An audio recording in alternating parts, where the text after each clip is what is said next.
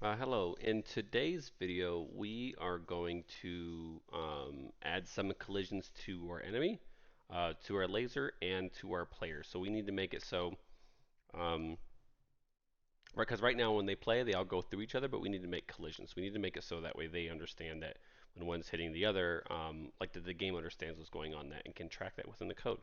Uh, before we do that, it's very important that we go ahead and let's look at our player. So they all have these box colliders. Every single the player, the laser, the enemy, they all have the box colliders. We need to turn all those colliders on to is trigger, and then we do that for the laser. Again, we want to do these down in the prefabs. Another important thing is we need to also tag these. So they're all untagged right now. So for the player, you hit the drop down for untagged to do player. When we go to enemy, it's not going to be there. We're going to want to add it. This is going to be important later, and I'll be able to explain that when we get there because we're going to be using a code of other, and it needs to know what that is. Enemy, and then doop, doop, doop, doop. There it is. Now we can do laser. Let's add a new plus laser. Save, and then we can do that. So we're going to add laser. So another thing we're going to do is we're going to work with rigid body.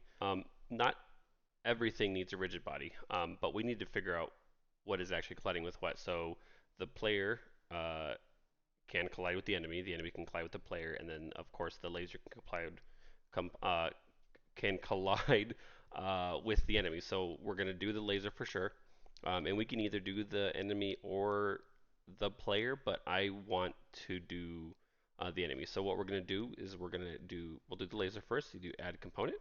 You can do rigid body. Okay, does that come up? Yeah, it comes up there. And what we need to make sure we do is we want to turn off uh, the gravity because we don't want it to fall through the map. So we'll do that, and then we're going to do the same thing for the enemy. Rigid body's already there, and use gravity. Because right now, if we use gravity, they're just going to fall, and we don't want them to do that. So what we need to do is we need to create a new void. That void's going to be on trigger enter, and then collider, and then other. Other is going to be referencing the tags that we just did for the player, the enemy, and the laser. And then we need to make some if statements. So if the enemy collides with the player, then the enemy is going to be destroyed. If the laser collides with the enemy is going to be destroyed, but the laser is going to be destroyed too. And the only way for that to work is we need the laser to be destroyed first, and then we'll have the enemy be destroyed. Because if the enemy is destroyed before the laser is destroyed, then the code just ceases. It stops there. It won't run the next line to where the laser is actually destroyed. So let's go ahead and do that. So we're going to do void. I'm sorry, private void.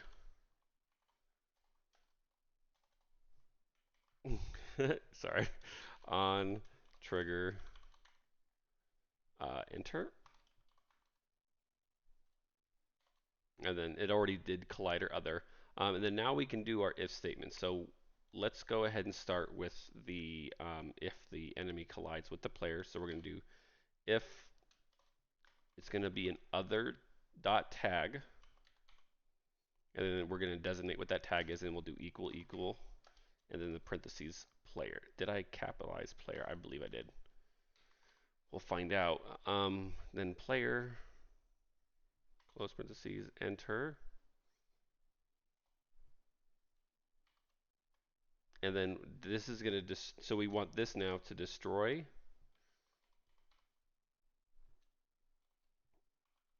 this dot game object.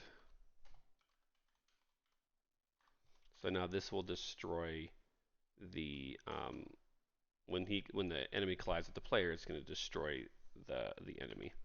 And then we'll do another if. Oops, that's not what I wanted. Let's go down here. We'll do another if. It's going to be the same thing. Other dot tag equals equals, but this time it's going to be laser.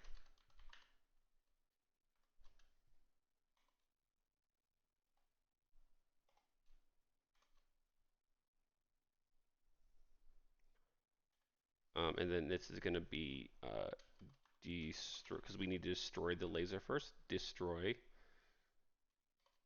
other dot game object,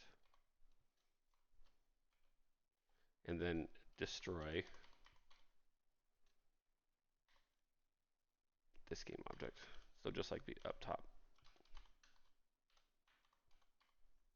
Close parentheses, hit that, and then do Control S. We'll go back into the game. Actually, I'm going to go ahead and duplicate this enemy. Let me duplicate, and then duplicate, and then let me take enemy 2, we'll move it over, enemy 1, we'll move it over as well. All right, and now we'll play.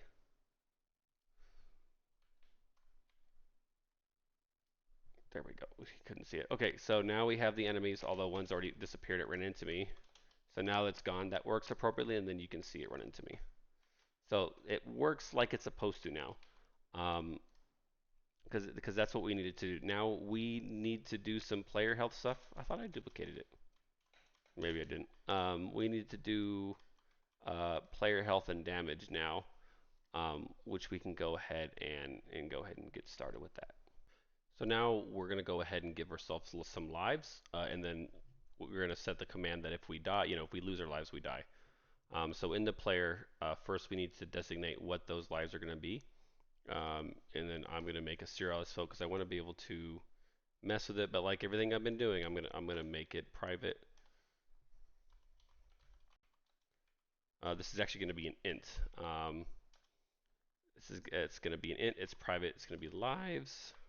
And then I'm going to make this equal to 3. That seems pretty standard, but that's what I'm going to do for right now because that's pretty much what it's always done in games. And then I can edit it later if I want to change it. And then now we need to make another void. One thing I did do wrong in the last one, so if I just put void, it's automatically private. So I didn't need to put private, but if I want this to be accessed by something else, which I definitely need to, because the enemy is gonna have to be able to access this, I have to specifically write public, otherwise it won't work. So public void. So we create a new void, and then we're gonna do um, we do this back brackets enter. Now, if we take damage, we need to lose a life. So there's different ways to do this. The easiest way to be would be lives, um, and then minus minus. Did I do lives or did I do life? Lives, okay. Lives minus minus. You could also do underscore lives space minus equals space 1. That will also work. And then I believe the other way to do it is underscore lives space equals uh, underscore lives minus 1. I believe that's also the way to do it. So we did lives, and then we're going to do an if statement. So if, because now we'll lose a life every time we hit, but now the game needs to know if we're dead or not. So if underscore lives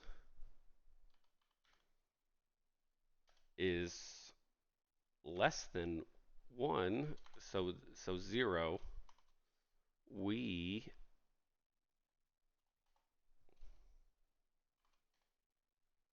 we want to be destroyed. So destroy this dot game object. So now when our lives get to 0, we did. But now we need to go into the enemy and we need to reference our player into the enemy script. Now for this to work, we need to you do what's called script communication. So the enemy script needs to be able to access that public void within inside the player script.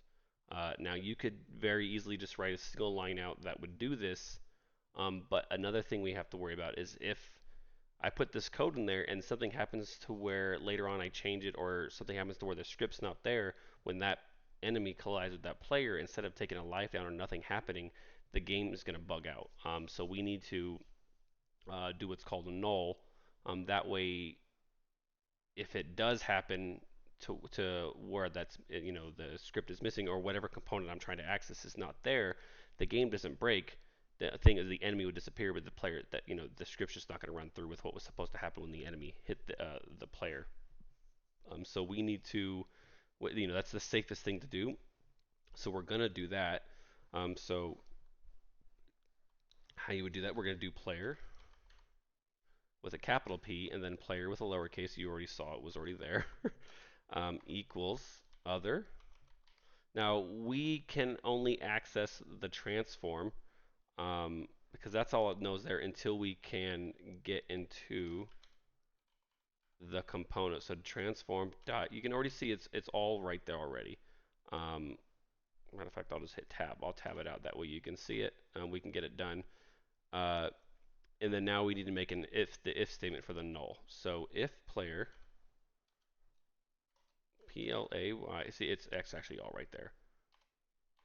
So that's the null. So what that means is if the player is if it's null, so if the component is missing and not there, um, it's not going to run this. It'll skip right next to the destroy. So we want player dot damage. Boom. Now if we hit Control S, go back into our game. Actually, let's do this one. Um, can you see? Let me go into player. Can you guys see the lives? Is that big enough? So it's 3. So let's play. See, I got hit, and if you can see it went down to 2. Let's put another enemy in there, and then another one. Oh wait, hold on. Got one, and there we go. Boom. Our player has died. So we successfully created collisions with our laser, our enemy, our player. We did a rigid body for enemy and our laser, and then we did some we did if statements so that way whenever they hit each other, what's supposed to happen? The laser when it hits the enemy, the laser destroys, and the enemy destroys, and the laser hits the player. The the enemy hits the player, the enemy is destroyed, and the player. At the time, nothing happened, but then we did script communication. We created the damage script with the gave our player 3 lives. So now every time with that script communication, every time the enemy hits the player loses a life. But we also added that null just in case something happens to where that script isn't there. The game's not going to bug out. The enemy will still disappear like it's supposed to, but the player's not gonna take any damage. That way, the game doesn't break. Null statements are important because you don't want any game-breaking bugs. Obviously, it would be a bug, but it's not game-breaking. The game is still going to run. Um, it's just the experience will be off. So script communication is very important because a lot of these scripts are going to have to access other scripts when stuff happens. Another thing we could have done is we did the get component for the player. We could have done a material. So if we have a sprite and if we want our player to look like they're getting damaged, we could make it to where it changed it. Like we that's how all that stuff works when you interact with the game. How things break when stuff gets hit and stuff like that. So um, everything works. Everything's good so far. And it was a lot. So thanks for watching. Okay, if you have comments, please post them. Please feel free to like and subscribe. And this will be 2 Medium art blogs on my Medium page. I'm going to do the collision stuff in one, and then I'm going to do the player health in the other. So thanks for watching, and I'll see you in the next one. Bye.